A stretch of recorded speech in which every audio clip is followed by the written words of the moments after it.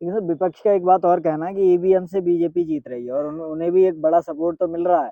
ये जो इंडिया के जो इंडिया ब्लॉक है, जैसे महागठबंधन भी कहा जाता है, वो कहते हैं कि हमें सपोर्ट तो है जनता का, लेकिन हमें कहीं ना कहीं ईवीएम में गड़बड़ी करके चुनाव हराया जा रहा है। तो ईवीएम को लेके आपका क्या मत है? क्योंकि उनका ये भी कहना है कि ईवीएम उतना ट्रांसपेरेंट नहीं है जितना बैलेट है।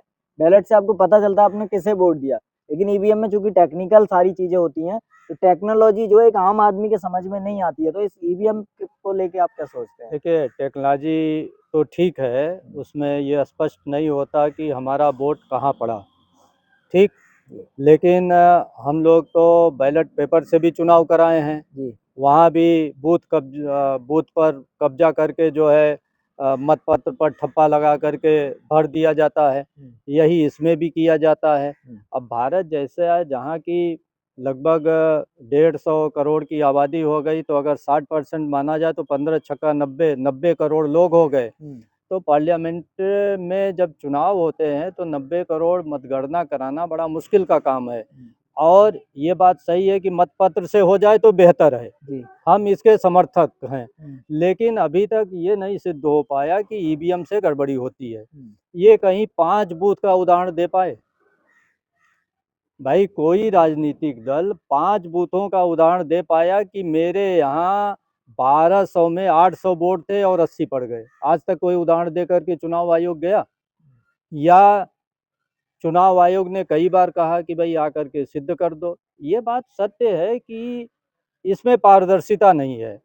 और पारदर्शिता होनी चाहिए कि वो जहाँ मुहर लगा रहा है उसको दिखना चाहिए कि मैंने हाथी पर मुहर लगाया, मैंने कमल पर मुहर लगाया, मैंने साइकिल पर मुहर लगाया। वो व्यक्ति दिखता है तो उसको कॉन्फिडेंस होता है, भाई हमने हाथी पर, कमल पर या तीर पर जहाँ भी निशान लगाना है हमने लगा दिया और ये बैलेट बॉक्स में डाल दिया और उसी की गणना होगी। निश्चित रूप से इसमें सारी चीज़ें हवा में है, लेकिन टेक्नोलॉजी है। अभी तक इस टेक्नोलॉजी को ऐसा भी नहीं है कि इसमें फ्रॉड हो रहा है, बंगलिंग हो रही है, ऐसा भी नहीं सिद्ध हो पाए। इसी इसी ईवीएम से अभी तो करते हैं कि हमने हमने जो है कब चुनाव हुआ था? 14 में, 14 में नहीं, 19 में। 19 में हमने 37 सीटें प्राप्त कर लिया। 24 में करी? हैं? 24 में? हाँ, 24 में 37 सीटें सपा ने प्राप्त कर लिया।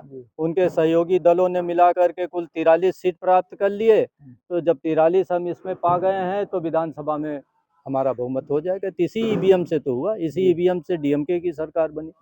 हाँ, इसी ईवीएम से कांग्रेस की सरकार कर्नाटक में बनी, इसी ईवीएम से चंद्रबाबू की बनी, इसी ईवीएम से ममता बनर्जी की बनी, इसी ईवीएम से मायावती भी रही हैं, इसी ईवीएम से अखिलेश भी रहे हैं। तो ईवीएम के बजाय हमको वोट कहाँ है आपके पास? भाई, जब आप खानदानी पार्टी चलाओगे तो एक जात का वोट होगा ना, 2 जात का वोट हो जाएगा। जिसको आप एक और ले लिए, जैसे समाजवादी और आरजेडी के पास मुस्लिम वोट है और यादव वोट है। तीसरा वोट कोई बता दे जिसको टिकट देंगे, वो तो 3 ही जात तो हुई। तो क्या उत्तर प्रदेश में 3 ही जाति है? 3 जात तो नहीं है। तो इन सब मुद्दों के बजाय ठीक है, ईवीएम आप केंद्र सरकार में आइए ख़त्म कर दीजिए, लेकिन पहले आने की व्यवस्था तो बनाइए। पहले 85% की, 90% की वंचित समाज जिन्हें कहते हैं राज्य, उनका एक दल तो बनाइए। अब एक दल बनाना चाहते नहीं, सब छोटे छोटे कहते हैं भाई हमारा तो क्षेत्रीय दल है। तो क्या क्षेत्रीय दल है तो उसमें लोकतंत्र नहीं होना चाहिए? हम कहते हैं सपा उत्तर प्रदेश की पार्टी है, चलो हम लोगों की औकात देश की पार्टी नहीं बनाने की, हम उत्तर प्रदेश में ध्यान देंगे। तो उत्तर प्रदेश में क्यों हरदम एक ही परिवार का आदमी राष्ट्रीय अध्यक्ष होना चाहिए? क्यों वही मुख्यमंत्री होना चाहिए?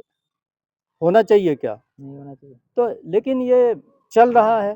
तो ये दलित, पिछड़े, आदिवासी समाज के लोग अपने हारने का ये कोई न कोई कारण ढूंढते रहते हैं। कारण तो अनंत मिल जाएंगे, कभी चुनाव आयोग मिल गया, कहीं ईवीएम मिल गया, कहीं कोई मिल गया। अरे भाई, चुनाव आयोग कहाँ गुंडई करके वोट डलवा लेता है? आप ही बताइए, आपके गांव में वोट पड़े तो गुंडई करके चुनाव आयोग ने डलवा दिया है? तो ये सब फालतू बातें करते हैं। आपके पास वोट नहीं है, और वोट तभी होगा जब सब एकजुट होंगे।